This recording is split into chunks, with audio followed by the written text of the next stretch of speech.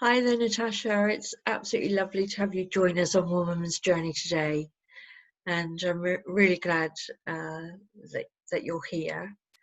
I wonder if you'd mind just oh, you're welcome. I wonder if you'd just mind introducing yourself a little bit for the viewers that are watching. Sure. And again, thank you for inviting me. Oh, you're very welcome. Very welcome. Well, my full name is Natasha Swerdloff. I live in Denmark. I became self-employed after becoming a psychotherapist 25 years ago. I Mm. started my own company, and very quickly, after doing a couple of years of strictly psychotherapy, I slowly started going into businesses, sort of was attracted to that whole corporate world. So Mhm. I became a business coach and a trainer. And so I've spent, almost all of my adult life going into corporations and doing trainings and facilitations and process work and coaching. And then about 8 years ago, I stumbled across this understanding known as the three principles through my lovely friend Kimberly here in England, and my life changed completely. Mm. Everything that I thought was important, I started to question, and I started to seeing a value of things that I didn't know were important. I started understanding a way of how the mind works that nobody had pointed out to me before. And once I'd seen it, I couldn't unsee it. Mm. And so the past 8 years, the three principles has been my journey and the way that I now teach and share and coach people. So Mm. it's been really wonderful. Mm. And how did that impact you as a psychologist previously? It impacted me in the way that and I'm a psychotherapist, not a psychologist, by the way, Ah, but okay, yeah. okay. But it impacted me in the way that when you, as a psychotherapist, you're taught that here's the person, the client, something's wrong with them, right? Something terrible has happened, or not so Mm. terrible, but something has happened in their childhood, and that is affecting the way that they're behaving today, whether it's depression or anxiety or problems in relationships or abuse or Mm. addictions.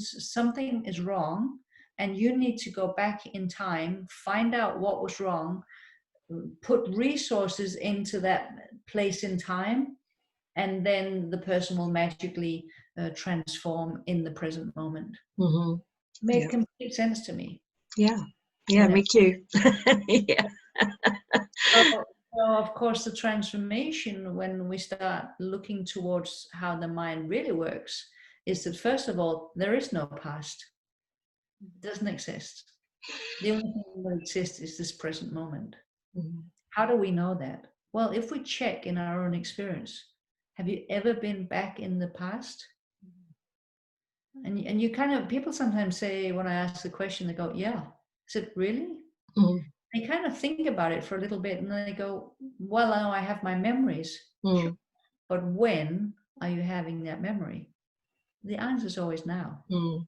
So we Mm. can't go back in time. What we can do is we can sort of take out a memory of something that happened before, and we can take that out again and again and again as much as we like. We can also go project into the future. Has anyone ever been into Mm. the future? I mean, I wish I could. Yes, You yeah. know, then I would see when the Mm. whole coronavirus stops. Mm. But we can't do it. Or I would just see who, the lottery numbers or something. But Yes, yeah. we can't do that either. So all we can do is be present in this moment. So that was one thing that changed the way that I work. Mm. Another thing that changed completely is I don't see anything wrong in people anymore. Mm. I see that they're not broken. I see that they're whole and perfect. Why? Because people are not their psychology. They are not their traumas. They are not their experiences. None of us are. We have experiences. We might have traumas. We Mm. have a history or a story that we tell ourselves. And we can keep reminding ourselves of that story of, well, this happened to me. I was abused when I was 14. And so that's why I today X, Y, and Z. Mm. but I see that it's something different that we are. We are the awareness behind of our experiences, and awareness can't be harmed. It can't be damaged. There's nothing wrong with it. So my whole approach to having conversations with people is, you're absolutely perfect. There's nothing wrong with you, but for your thinking. And thinking is easily looked at than if I think something went. If I was raped when I was 14, then something went wrong there, and how can it be fixed if I can't go back in time? So then people start feeling hopeless, that they can't be changed. They're damaged goods, they will never heal again. Whereas now I say, nothing is wrong with you. Who you are cannot be damaged. You have thinking about what happened, of course. Let's look at that. Let's look at thinking. Let's look at how that thinking changes, or how that thinking creates experiences in you. So it's a completely different way of working today. Yeah. And I guess people might think, well, yeah, actually that was a traumatic event for me when I was 14. And I have a lot of feelings about that, and yes, a lot of thinking. But actually that can only come into the present day via our thoughts in the present moment. We bring that to life, that memory or that trauma comes to life through our thinking, doesn't it? Yeah, exactly. Yeah. And there's a difference between what happened then and the present moment today. Yes. And there's also a difference between our experience in that moment when we were 14 and our experience today. And it's about beginning to see a gap between the experience and being awareness, isn't it? That's what you're sort of pointing to, isn't it? Well, it's kind of the difference between, if you're seeing a movie, and I mean, when I watch a movie with my husband in the living room, we're watching the screen, and I'm the kind of person who lives myself completely into the movie. So I get frightened when the murder is coming, and I my heart pounds. I mean, it's incredible, and my breathing changes. And my husband, sometimes he laughs and laughs, and I'm like, it kind of wakes me up out of the illusion that I'm in the movie. I'm not actually running. I mean, I'm still sitting on the couch, but my whole physiology is reacting as if I was in the movie. So whatever our mind thinks is true and real, it will give us the physiological experience of that being real. So we were watching something the other day, and someone was drowning. I couldn't breathe. Okay, yeah. And he started laughing, and I was like, so I came up for and so but what if I started noticing the screen that the movie was created on or projected onto? Well, I wouldn't have the same experience, would I? The screen is kind of boring. It's just this black square. So when I look at the screen, or when my attention goes to the screen, there's calmness, there's presence. Not that I find it boring at all, but nothing really happens. When I put my attention to the movie, there's life and there's action, and there's sometimes it's beautiful, and then it's terrible, and then I'm frightened, and then I'm happy, and so we have this incredible gift of going into the foreground of experience, letting ourselves being sucked into life, or putting our attention to the screen, that which everything is projected out from. Now that's going to create two very different ways of experiencing life. One is very peaceful, and the other one is full of drama. Now we are human beings.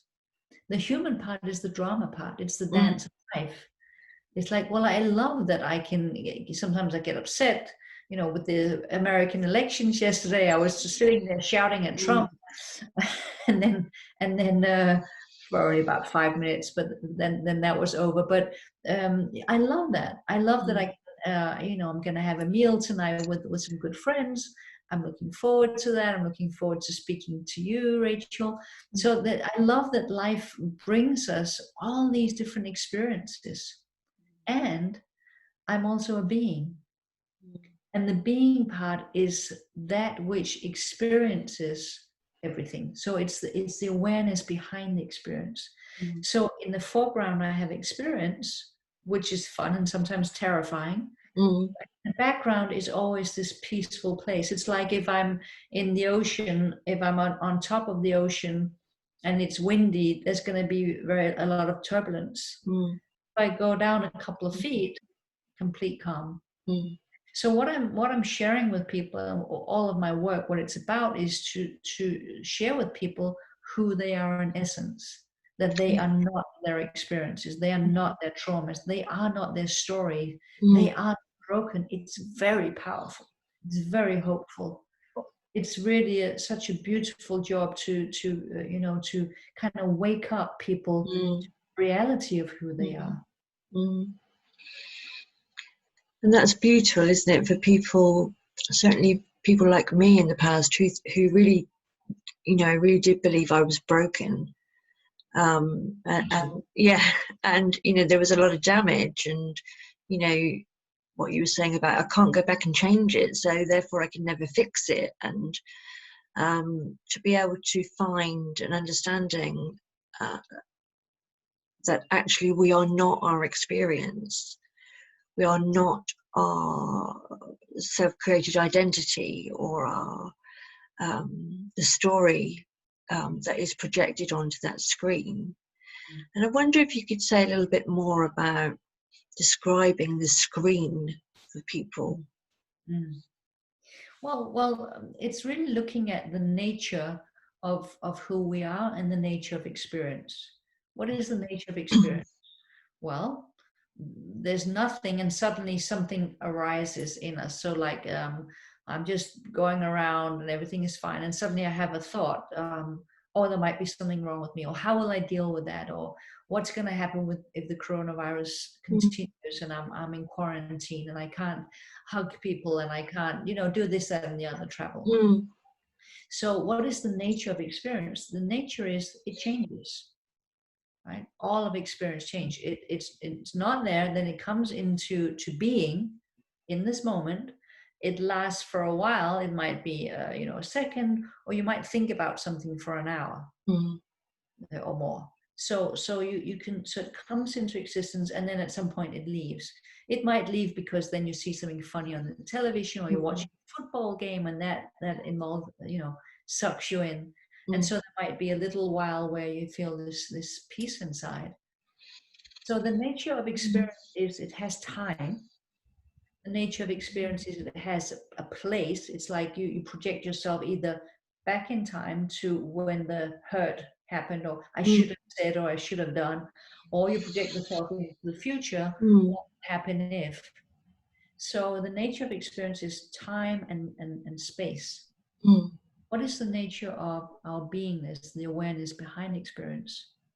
There's no time. The time is always now. The place is always here. Yeah. We cannot go back, and we cannot go forward other than creating I should have, or what if for the future, isn't it? Yeah. And it's only our thinking that takes us back or forward. Yeah. But we're just in the present moment. Sorry, go on. No, I was just going to say that the only principle that exists is creation. We are creative. We're part of creation.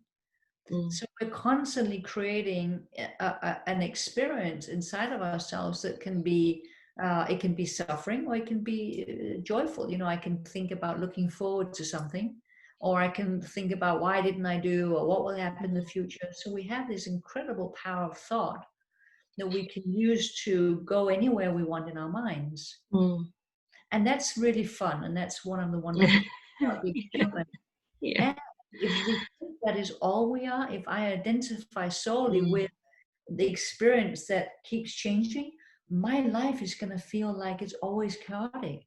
it's going to feel like there's drama constantly. I'm always going to be in the ocean. Maybe I have a life jacket on me, but I'm going to be bobbing around Yeah. constantly, getting wet, and then the sun is shining. That's nice, but I never get to go down below where the peace and quiet is. So there's something extremely powerful at looking at what is the nature of our experiences and what is the nature of our being, the awareness behind the experiences. And that's completely different. That is where it's just very peaceful, and contentment lies there as well, because from this space, you don't need anything to change. Like you don't, what would possibly change if I was posting this question at last night. Rachel and I, we were in this group talk with a lot of women, and I said, what is it that's beyond quarantine? What is it that can't be quarantined? Well, love can't be quarantined. Sure, I can't give certain of my good friends a hug because they're in the States and I can't go there right now, other places. No, but the love is not quarantined. It can't be held back. The love that I feel is the love that I feel. Not even death can stop love. My mom died in earlier this year, and when I think about her, love just wells up. Well, sometimes sadness, but it's love. It's very powerful. It's love, and the tears that I cry for my mama are liquid tears, liquid love, really. So love can't be quarantined. Death can't stop love. So the nature of love is it's constant. And I don't mean personal love, because sure, I've had partners before that I kind of don't love anymore. It doesn't feel like that anymore. But the love that I'm speaking about is that which cannot be changed or altered or can't disappear even through death. So that's one thing that can't be quarantined. Another thing is beauty. Going outside, in Denmark right now and in Britain, it's just the autumn colors just blow me away. Oh my gosh, it's beautiful. Walking in the forest yesterday with a friend and I was blown away by the colors. And so beauty, and it can be the beauty of nature. It can be the beauty of looking into a newborn's eyes. There's so much beauty. And when I say beauty, also the creativity can't be stopped by quarantine. Almost on the contrary, the quarantine has made it possible for me to write another book and I've just done a lot of things, and I know a lot of people have been so creative, just creating programs and lots of different things. So if we focus on what is quarantined, I can't do this, I can't do that, oh, I have to wear a mask, I can't go and visit my friend, I cannot see this person, then I'm going to feel restricted. If that's where I put my attention to, I'm going to feel like I'm in prison and somebody else is telling me what to do, and I don't like that, and so I'm going to feel all this restriction. If I point towards what is not quarantine, what can never be on lockdown: love, beauty, truth, creativity, can't be changed, can't be altered by lockdown. Doesn't have the power. And that's going back to being on the waves, on the waves of the sea, where we can be pushed and pulled, and feel a bit battered about. And this year, for all of us across the world, something's happened, and it's more than bobbed us about. It's really shaken us. We've, on those waves, it's been a real sort of storm. Sure. Worldwide.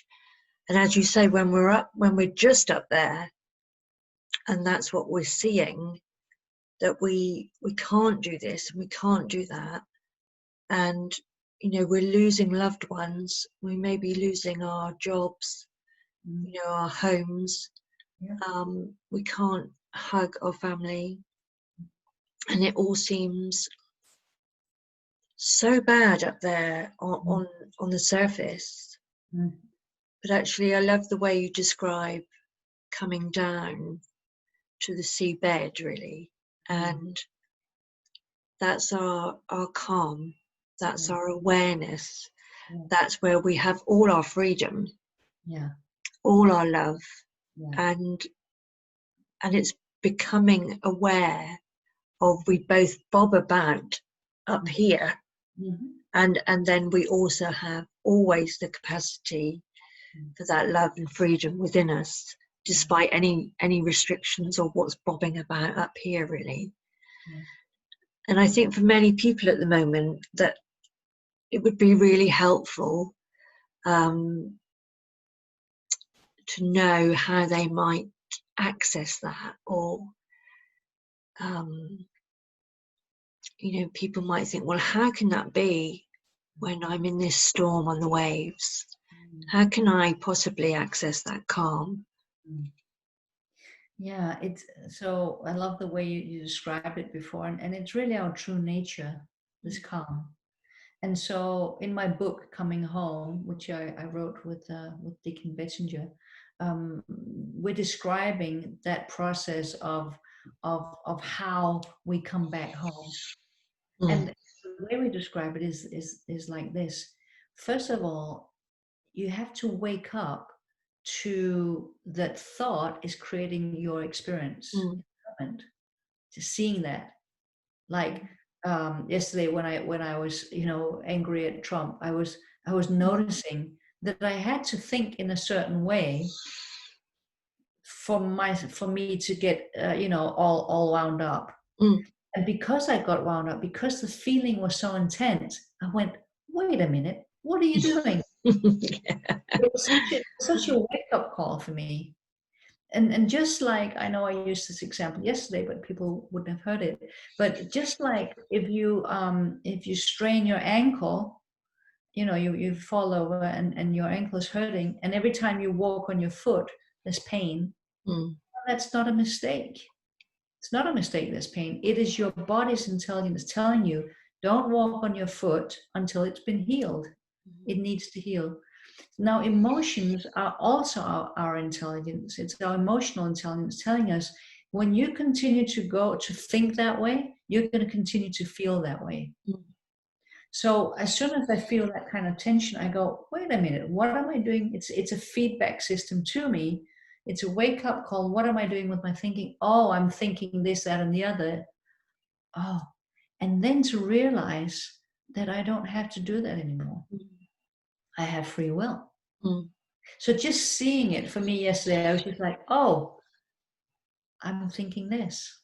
Just seeing it actually put me back in the present moment, back into awareness, back into the center of life, just noticing, wow, I just did that. I just created that experience through this power of thought.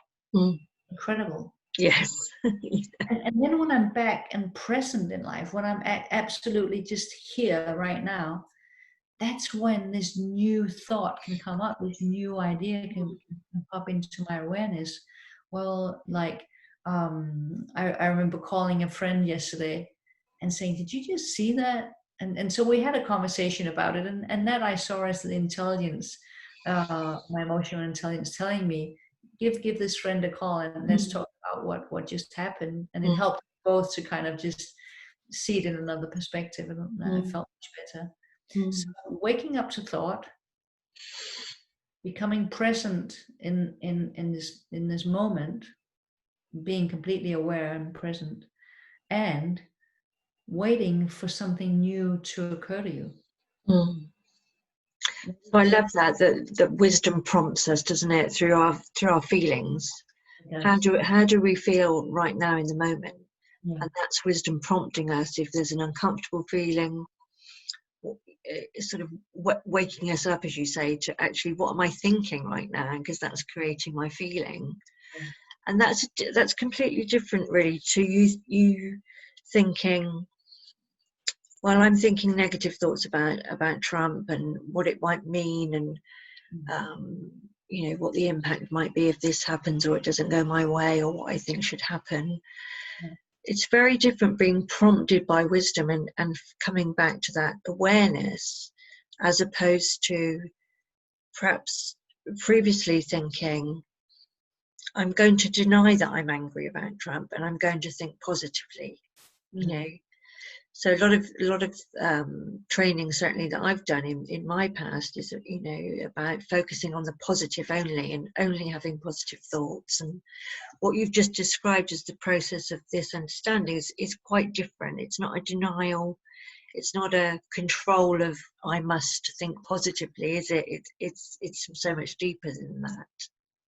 Yes, and also the thing is that if I think that Trump is creating my experience, then I'm gonna be dependent on Trump to change Mm, before I can feel any better.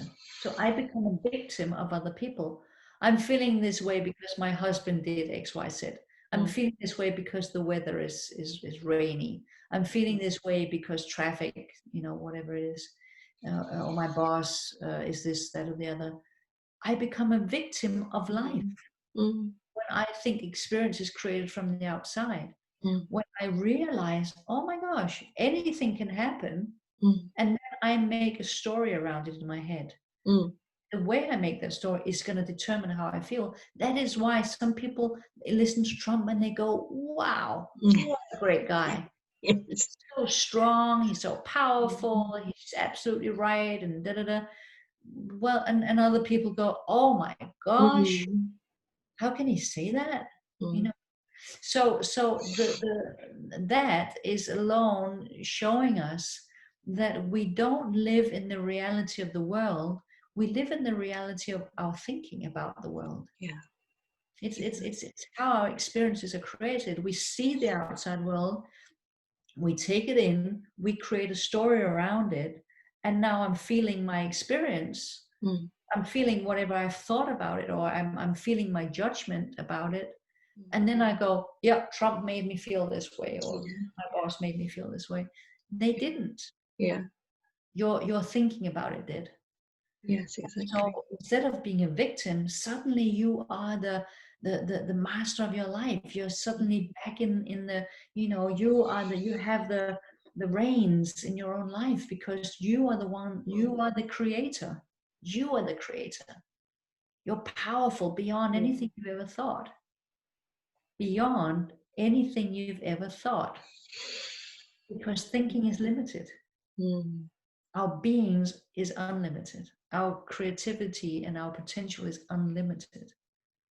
And so when people see this and start unleashing this, I just see, I've been working with women's groups for the past 7 or 8 years now. I've just been really pulled towards working specifically with women, even though in companies I work, you know, with men and women, and I have mm, male and female clients. But I love working with women because often I've seen through the 25 years that I've been self-employed, I've seen so many women holding themselves back with their thinking. mm, I'm not good enough. No, I can't possibly ask for a raise. No, I should take another education. Oh, I should. mm, And then nothing happens, or they keep mm, holding themselves down. And I'm like, are mm, you kidding me? Are you not seeing the potential that you have right this moment? You don't need another education. mm. You don't need another diploma. You just need to see that your thinking is what stops you. It's not the world. Yeah. And so I've had the privilege and the pleasure through many years now of working with women, seeing them let go Mm, of all of the thinking that has been limiting them. It wasn't the world limiting them. They were limiting themselves mm, by what they thought. And so mm, when they see that and they wake up to that, the limits are gone and they can just go out and do whatever they dream of. mm. And they fall away, those limits, quite quickly at times, can't they? Quite miraculously, you know, really believing something about yourself for years, and then it's like, oh, okay. And it's like, there's no need for 10 years of therapy, you know, there's just like, wow, I'm seeing something completely new, something completely different.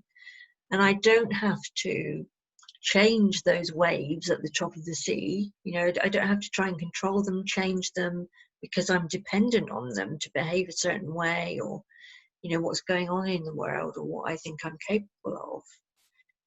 It just opens up huge potential once we see how we create our own reality through our thought, doesn't it? Yeah. It's just amazing. It is, because we're all waves in the ocean. Yeah. And so what I see, men do it too, but I see so often women like being one wave in the ocean and looking around and going, oh, that wave over there, that's much more beautiful than me. Yeah.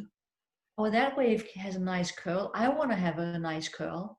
So as women, we are constantly evaluating ourselves, judging ourselves, comparing ourselves to others, and keeping ourselves small. And all my job is to say, wait a minute, look down. You're the ocean. You're made of ocean. The wave over there with the white top is also made of ocean. And in a moment, they won't have a white top. They'll be flat again. Yes. We're Yeah. made of the same stuff. We're all ocean. We're all the same underneath the surface. But if I continue to look at the surface, it's going to seem choppy, and I'm going to compare myself to everything else. If I, let myself come back home, I see that we're all the same. We are one shared humanity. That's beautiful, Natasha, and such a lovely place, I guess, for us to finish this conversation today. And just I'm just feeling that feeling, now of being calmer, feeling that love, feeling that freedom, despite our external circumstances at the moment, and any moment really. Yeah. Thank you so much for joining us. Now, if people want to contact you, where can they find you? What's the best place? Well, as I said, I've written the book Coming Home, Dick and Bettinger, that can be found on Amazon. And I have a webpage, which is called www.theprinciplesinstitute.com. And in there's videos, and there is resources, and it also says what are the 3 principles. So if yes, you don't know what it is, I've written exactly what they are, so you get a sense of that. great. I also have a YouTube channel with lots of free videos that you can subscribe to. So you just put my name on YouTube and you'll find it. You'll find it. Okay, that's brilliant. Thank you so much, Natasha. Thank you, Rachel. Wonderful to be here.